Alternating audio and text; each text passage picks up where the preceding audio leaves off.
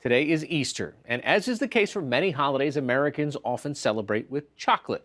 American demand is high. More chocolate is sold here than in any other country in the world. And there are millions of cocoa growers providing the supply, the majority of whom come from just two countries in West Africa, Ivory Coast and Ghana. A new book, Cocoa, looks at the difficult lives of those growers and their role in the cocoa industry. It was written by Kristy Leissle, who is on the faculty at the University of Washington and is currently based in Accra, Ghana. She recently spoke with NewsHour Weekend's Megan Thompson. Who are these cocoa bean growers? What conditions do they live in? Yeah, they're all 95% are smallholder farmers, which means they own very little, small plots of land, and they grow a tiny fraction, each of them, of the total crop, which is over 4 million metric tons. So each one of those cocoa farmers grows just a little bit of that. They live in really challenging conditions.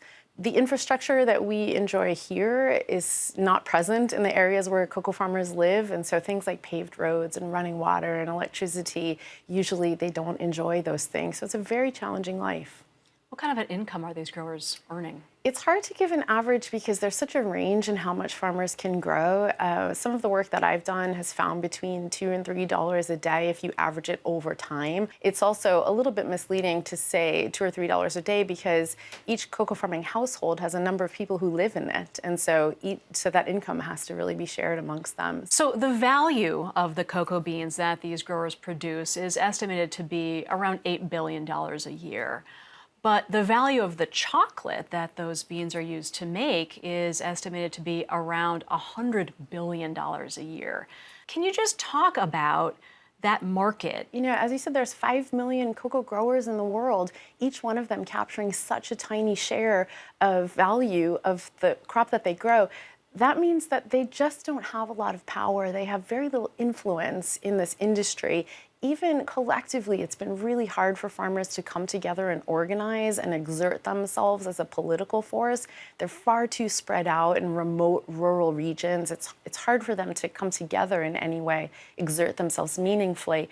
You write in the book about this emotional relationship that we have with chocolate and how that might kind of obscure the story behind it. I do think we have such an emotional relationship with chocolate, and that was something that we really invented, and it was the marketing and advertising of the early industrial chocolate bar and candies that gave us that relationship with chocolate. We associate it now with romance and love and holidays and celebrations. Chocolate is an everyday luxury. You know, here in North America and Europe, increasingly in Asia, we can buy a chocolate bar with very little impact on our disposable income. Right? It's very affordable luxury.